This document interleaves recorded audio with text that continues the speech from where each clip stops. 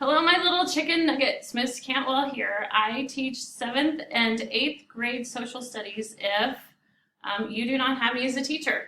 I have been in the Air Force before, and so has my friend Sergeant Vehslage here. Would you like to tell us about yourself, Sergeant? Absolutely. My name is Sergeant Dan Vehslage. I've been in the Air Force about 13 years now. So I started as a sheet metal mechanic, kind of doing body work on airplanes. And I did that in Las Vegas, Nevada, which was neat, and then in Northwest Louisiana, at a place called Barksdale Air Force Base. And then I switched jobs to start flying on a 51-year-old now helicopter called the Huey, and I did that for 5 years up in Minot, North Dakota, which is a very cold place. If you haven't heard of it, very cold. And then I moved down here, and I've lived here about 3 years, teaching people to fly on my helicopter here in Albuquerque. Excellent. So guys, the reason we are doing this interview is because it is the week that Veterans Day falls under, and I hold the military very near and dear to my heart because my grandfathers were in the military, my father was in the military. Do you have family that was in the military? Oh, put me on the spot. Yes. So I have an uncle that was in the military for a long time until he retired, and I think a grandpa and a great uncle that both were in the military. One was in the Navy, and the other was in, at the time, the Army Air Corps, actually. So that's cool. Bit of history. Excellent. So what we're going to do today, Sergeant Vehslage and I are going to go through the questions that many of you have so kindly sent to me. We're going to try to get all of them answered because I know that your brains are burning with inquiries. So we are going to start. We'll start with my kids first. Oh, that's nice. We're going to do kind of like a lightning round, and we're just going to go down the list of all these questions. Okay. Are you ready? Ready. All right. Let's do it. Here we go. Ariana would like to know, the first time you went on a helicopter, were you scared? The first time, yes. So I was scared. I had never been on a helicopter before, and my first time on a helicopter was here for training. So not only was it my first time in my life flying a helicopter, but I was also being graded on it, which is really, that's stressful. So it was my first time practicing falling out of the sky, which is auto-rotating, and it was also just a little bit stressful academically. Yeah, I was scared. I would be terrified.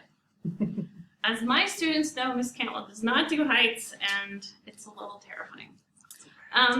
Ariana would also like to know, do you jump out of the helicopters? No, I do not jump out of the helicopters. Some people do that, but you have to be really high up, so you need deploy a parachute. But what we do is we just sort of fall to the ground with style, and the fan blades will keep moving. So it's nice, a little cushion. Imagine instead of you jumping out with a parachute, you're strapped down in a helicopter, and the whole thing is kind of your parachute. So you're riding it safely to the ground. Sounds super safe. You're hopefully riding it safely to the ground. Okay, her other question is, are the clothes you guys wear really hard to get into? They're not so bad, actually. I feel like they're like jammies. Okay, it's like wearing jammies. That's true. In aviation, which is where I work, we get teased a lot because we have flight suits that are very soft, and even this is actually softer than a normal uniform. It feels like cardboard. So they're actually very easy to get in and out of, and they're very soft and comfortable. You could even take a nap in them, not mind. Now the boots. Yes. The boots. Oh my gosh, look at that. They're terrible to get in and out of, Ariana. They're terrible to get in and out of. Let's see. Noah would like to know, why does the military not tell us stuff that we do not know? Ooh. So there are different levels of classification, and they're all based on what kind of impact that could have. Like if you Google something about the military and a big secret that is has come out or become declassified that could actually hurt people or injure people, if that comes out, that's a threat. So they want to keep that part secret, right? If it's not that big of a deal, or maybe they're just maybe we're flying somewhere that is like a dangerous war zone. Well, if that happens and somebody knows real time where we're flying, then somebody that wants to shoot at us could also find us in real time. So that's not great. That's why you don't keep your fitness watch on all the time. That's a good point. Yeah. Are you able to tell us what level of clearance you have? I'm not sure. I can tell you. I had top secret clearance Nice. for my job. Not bad. Because Ms. Campbell was on the C-130s, a fixed wing aircraft. Yes. So there's a bit of rivalry Got it. between those people and the fixed wing, I didn't know we had a the rotor. Yes. yes, rotary wing. We call fixed wing stuck wing. That's one term, one of many. Rude. True. Okay. Aaron says, "How's the work in the military? Is the work scary?" Most of the work isn't that scary, honestly. A lot of work in the military, people think about the war all the time, but a lot of it's paperwork and filing things and having to actually turn in assignments on time, which a lot of people try to get away from, and then they find themselves doing the same things they were avoiding in the first place.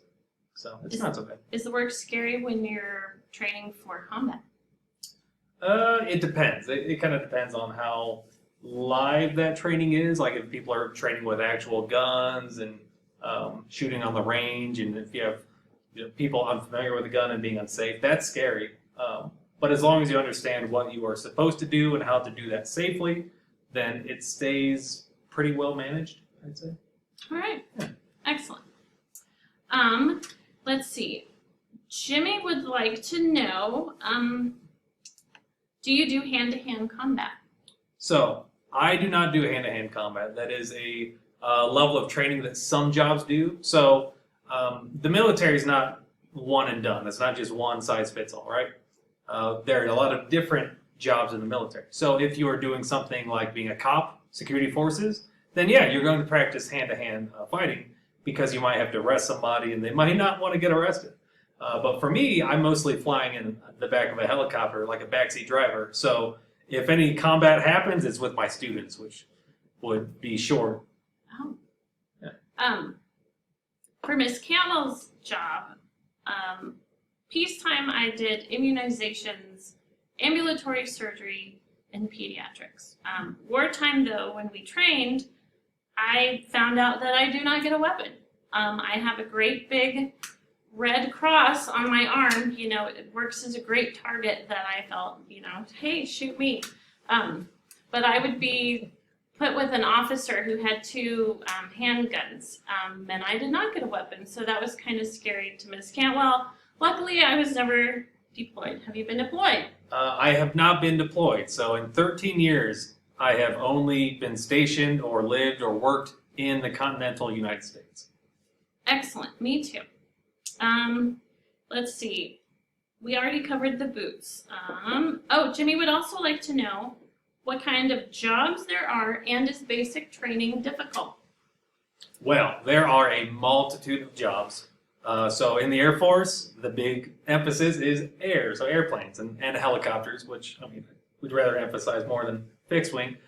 But those need maintainers. So there's a quote, if it's in the air, a maintainer put it there. So there's a whole line of jobs that work on fixing aircraft and then supporting people that fix aircraft. And then for all those people, there are people that work on paperwork and administrative things, financial stuff. Then you have medical fields that keep everyone safe and work on immunizations and periodic dental examinations, things like that. So anything that we need doing is usually covered by a job in the military. Especially if you go to like a deployed location, which again, I haven't been to, but they will use people for those services that are already in the military. Stateside, you have some more civilians and contractors, but in general, if you want to do it, the military has a job that either touches on that or has some kind of interaction. Like for me, I teach in the military. Now, I specifically teach helicopters and resilience and how to teach and things like that for the Air Force. But at the end of the day, it's still teaching, right? It's just how you get into that profession. He wants to know, how do you feel about basic training? Was it hard? I'm sorry, I forgot about the basic training. It's okay. We're good. It's all that JP8M sniffing. So, basic training was tough for me at the time because I, at the time, lived in Michigan I'm very used to northern climates, and basic training for the Air Force is in San Antonio, Texas. So I was not used to hydrating very well. So I actually got heat stroke and passed out during basic. It was very, very embarrassing. Very embarrassing. It was a much younger and skinnier Dan did that. It was just shameful. Just weak. I don't know. I'm kidding. Basic training for me was a little easier because I practiced running in high altitude because we're here. And so where our training was located was sea level. So I could just run and pretty much be okay. I hate running. I did it, but Good job. it's a little easier. I got out of it by passing out, unfortunately. It's embarrassing. This is a pretty great question. Yasmin would like to know, how does the military bring peace to America? Oh, that's an interesting question. Okay. I think it's a beautiful question. Well, so what I used to work on in the north, in North Dakota, there was a missile field there. So it's a kind of a touchy subject. I know, there's an intercontinental ballistic missile field there. So the Minuteman III, right? So big nuclear missiles stuck in the ground in farmland. So because there are nuclear missiles there, people are less likely to launch nuclear missiles at us. That's just one way that people kind of maintain peace. May not be a friendly peace, but anytime you read about the Cold War in social studies, it's not friendly, but no one's launching nuclear missiles. So peace doesn't have to be happy. It's not like they weren't trash talking throughout the entire Cold War, but they weren't shooting missiles, which is good in general. I think it's good not to shoot those missiles. It's a win-win. Yeah. Okay. Isaiah would like to know, what time do they wake up, and do fights happen often or not? So for me, waking up depends on the flight I'm doing that day. So it's more on, am I flying in the morning? Am I flying in the afternoon? A lot of other people on base, it's what shift they're on. So you might be on the day shift or the night shift or like graveyard shift, where you're working from 10 at night to 7 in the morning, and you'll stay on that shift for a number of months. But it really depends on where you work. There are some jobs that only work during the day, and they might work 9 o'clock to 3:30 or something like that. So it really depends. And then not even be there on training days. But it really depends on what kind of job you do. It's great. We really appreciate the medical fields. Let's see here. Esteban would like to know, how high do you go? So we in the Huey go, I think the highest I've been or landed was about 11,000 feet. It was up in doing some high altitude training in Colorado. The air gets really thin once you get past 10,000 feet, so you start losing oxygen a little bit, which is called hypoxia. You can look that up. It's fun. Science. Yeah, but if you're from here or have lived here for a while, you've kind of acclimated to a higher altitude. So you actually won't get it as quickly, which is cool. So Excellent. you could fly for longer without oxygen. All done. Even if you didn't want to fly at a high altitude. Like Let's see. Wyndham would like to know, have you ever been to Area 51? I've never been to Area 51. Excellent. Me either. Oh, okay, cool. Or have we? All right. Let's see. A lot of them are wondering if you have a weapon. So for work, you only really need a weapon if that is your job. So security forces, they need to, support the base security, so they have a weapon. Up in North Dakota or like in any of those fields, we mounted machine guns on the side of the helicopter.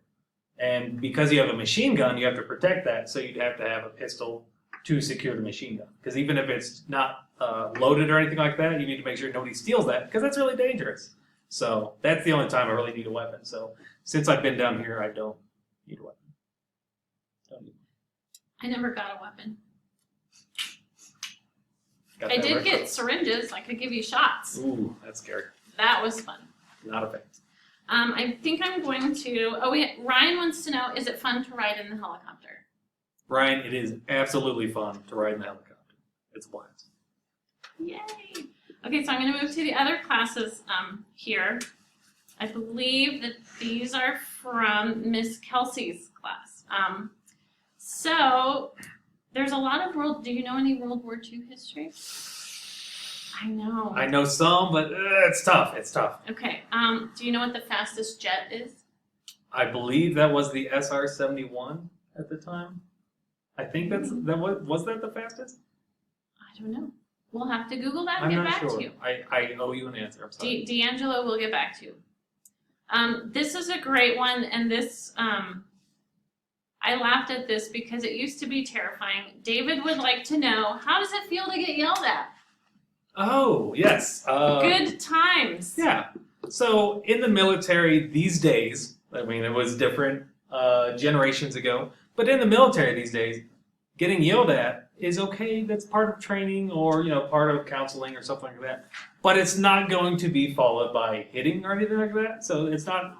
It's more of a training action than a violent action, which may sound weird now, but it's nice not to get hit. So getting yelled at is fine. They're not going to hit me. It's okay. Yes. When my father went through basic training, they would push people into the walls and get physical. And then at some point, I believe it came to be illegal for them to lay a hand on you. So they do a lot of yelling, and they have these hats with these flat bills, and they get right in your face, and they hit you with them, and you just sit there and take it like a woman. Okay. Let's see here. Samantha wants to know, is it scary when you're being chased or hit or hurt? And did you miss your family members? I did miss my family members. I'll just skip to the easy part. I did miss my family members, basic training, and work honestly will keep you away from family for a little bit of time. But you get used to it over time. There are a lot of people that have jobs that aren't in the military that take them away from family. So that's just one part. As for getting chased and yelled and beaten, haven't been beaten that much. Yelled at's okay. Chased, only been chased a little bit for some training, but again, never got really beat up or anything like that. So that's okay. That's all right. Excellent. Let's see. Madison would like to know why you joined the military. Well, personally, I joined the military or decided to when I was a junior in high school. I didn't have a job, and I didn't have very good grades because I didn't like doing homework or studying.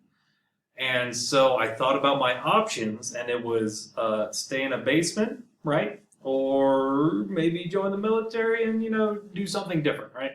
So at the time, it just seemed like the right decision, and it turned out to be absolutely right for me. Not right for everyone, but it worked out for me. So you went in when you were 18? Yes, I joined out of high school, September of 2007. Yes. Miss Cantwell joined when she was much older. I was 26, and I was a single mother of 2 little girls. I needed a career, and I needed a job. And so I carried the torch of the family because my brother couldn't join the military as he has asthma. So I just joined the military, became an EMT. Let's see here. Did you have to have good grades to join the military? Iona would like to know. So it depends on what you want to do in the military. So this takes a few different forms, right? So if you want to be enlisted, which is kind of the entry-level position of the military, you just need a GED or a high school diploma, which is what I had. I didn't have great grades, but I had a diploma, so it worked out. If you want to commission in the Air Force and make more money and have generally better jobs, then you need a bachelor's degree. So you need to go to college a little bit or go to the Air Force Academy. So in order to do that, you need to have good extracurricular activities and good grades and be competitive and all that stuff. And it's kind of a very different track. But for me enlisting, I had to take a test. I believe it's called the Armed Services Vocational Aptitude Battery, ASVAB, right? The ASVAB. Yeah, the ASVAB. So that has a bunch of different questions to gauge your aptitude on different subjects like math or writing or language or maybe even mechanical ability or your spatial reasoning and stuff like that. So the more you study and the more you know, the higher score you get, which means you have more options open to you in the military for jobs. So if you don't do very well on that test, then you would have fewer options. And it's always better to have more options, honestly. Did you have lots of options? I had a decent amount of options. So you have options that are laid out in front of you, but you also have choices that you make. So I chose to go into maintenance and do sheet metal and paint aircraft and stuff like that.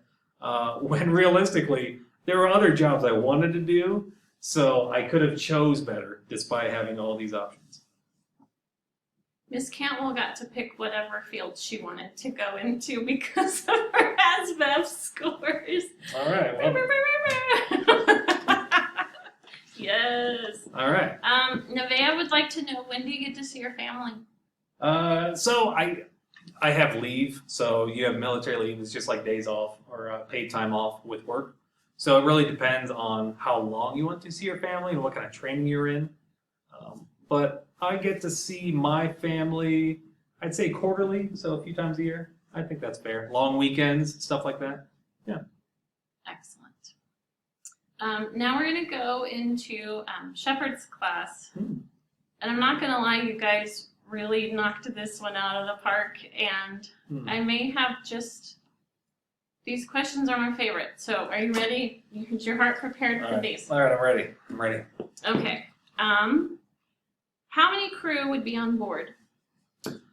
So on board the Huey, we have 2 pilots up front and maybe just me in the back. That might be kind of a minimal crew. You could have many cops or security forces members, so you might have 4 of those in the back along with me.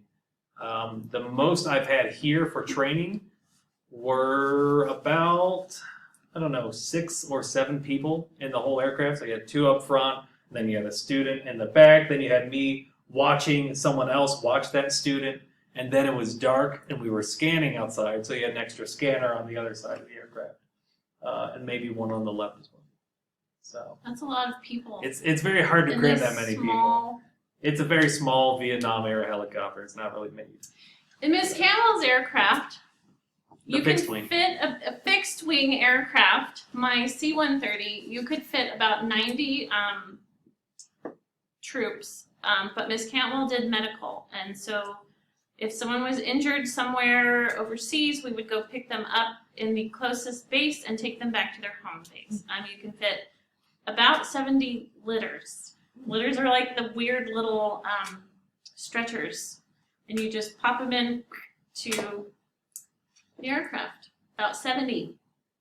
As opposed to 7. The Huey could also take litters. About 6 to 9 litters, honestly. But not 70. Not 70. Not no. 70. Yeah, maybe I didn't do well on the math, but I know that's. Well, I passed the ASVAB with flying colors, so that's the part I didn't pass. I feel like I know stuff. I believe you. Let's see. So you guys asked a lot of plane questions. So how much cargo can you load on that plane? I'm assuming the C-130 because that's all I know about. You can fit Humvees in there. You can fit a helicopter in there, and I never figured out which one it was, but I have seen it.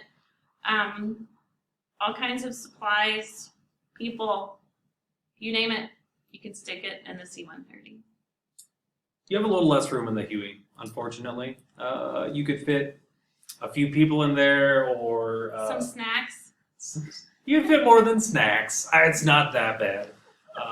But really, we think more in pounds because you could fit maybe a few thousand pounds on the Huey, but it's pretty light. It's not. It's a medium utility lift, right? So. Okay. Anthony Lucero asked the most burning question. Are you ready? Okay, ready to get burnt? Do you like to eat donuts on it? I do. Me too. I like to snack in the helicopter. It's nice. It's an easy way to keep me from yelling at my student personally. And it keeps my blood sugar up. So that's nice. It's funny you ask this, Anthony, because you have to drink a lot of water and eat snacks in order to not become dehydrated and lose your noodle while you're flying. So, good question. Yeah, that's good. Let's see. What is the highest speed the plane can travel at? That I don't know because I never flew it. While you're riding it in the air that high, it feels like you're not moving. I call it the tank of the airways. It just feels like you're not really going anywhere, but you are, but you're not, but you are. How about the Huey? What's the fastest speed of the Huey? Well, see, we're very slow, but you can see everything, so you know you're getting somewhere. So that's a nice plus of the rotary wing community. So the fastest I've gone is probably about 150 to 160 knots. I'd have to Google the.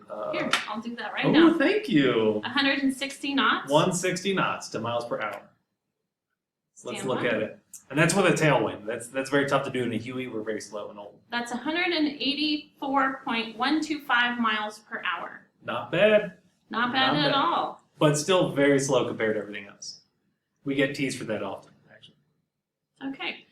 The C-130 can go 368 miles per hour, but it feels like 85. Yeah, see, you need the scenery to know that you're going somewhere. Santana, why did they make the plane so ripped? So that we could outdo the Huey any given day. It's true, they totally can. They really can. Yep. Have you guys ever let something go in the air? Just let it out. So it depends. Sometimes we purposely let something out. Like if we're flying around at night, we have cool night vision goggles on, but it's hard to see where we're trying to land. We might take a chem stick or like a glow stick and break it and just throw it out the helicopter where we're trying to land. That's nice. That's good. Sometimes people's bags fall out of the helicopter if they're not properly secured. Or their gloves. Or their gloves. That only happens sometimes, though, and that's not great. But it happens. It does happen. Fatima, your question was, would you say the plane is thick?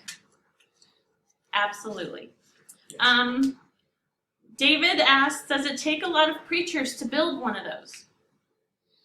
That's an interesting question. That is a top secret clearance answer that we are not authorized currently to let you know. Have you ever seen a horrible accident? I have not seen a horrible accident. I've been taught about many horrible accidents and how to avoid them.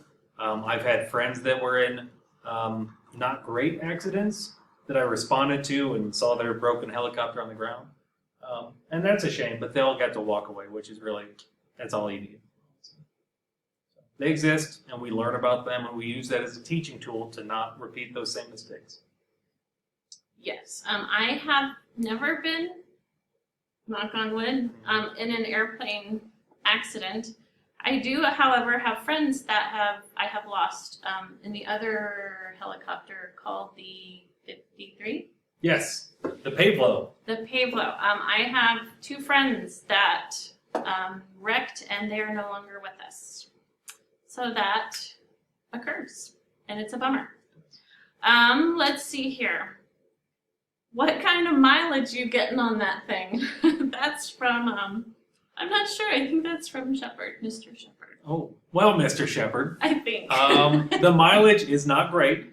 It's an old helicopter. It's about 51 years old and designed in the 50s. So they were thinking more about really temporary use for Vietnam, right? It's a disposable helicopter that we've been flying for 51 years. So don't throw anything away, kids.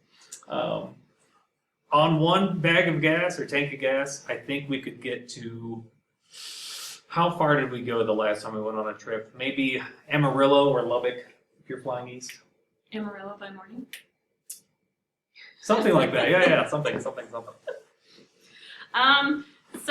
asked about the bathrooms. Does your aircraft have a bathroom? Mine does. And no, the toilet paper is just regular Charmin. Not bad. My aircraft, because it's a small helicopter, does not have a toilet. So that means, because we can land anywhere, that the world is our toilet. Always a good time. So we have that over fixed wing aircraft. Always a good time. A lot of these are repeat questions. How long did you have to go to school to learn to fly? So for my job specifically, it was about, the whole process was about a year long. Between different trips to different school, I had to learn some academic things and go through survival training, and then come here to Albuquerque in 2011 for about 6 months, just to learn my specific aircraft. So it really depends on what aircraft you're going to Like if you're on the Osprey, the CV-22, that could take over a year just for the Osprey, on top of all the other stuff that we all have to do. For pilots, it's about a 2.5-year process, again, depending on your aircraft. If it takes a long time to learn or a really short time to learn. Excellent. So a lot of these are repeat questions. Is there anything else you want to tell them? We are sharing some videos about Sergeant Veslage's rides and trips and his aircraft. So make sure you guys watch that because it's pretty sweet. If you have nothing else to say? I've got nothing. I feel like I was let off the hook pretty easy. Excellent. All right. If you guys have any more questions or you have to know, you can email me and I will ask Sergeant Veslage. He will get back to me and I will relay that to you via email. Yep. You guys make good choices. Go join the military if you're stuck because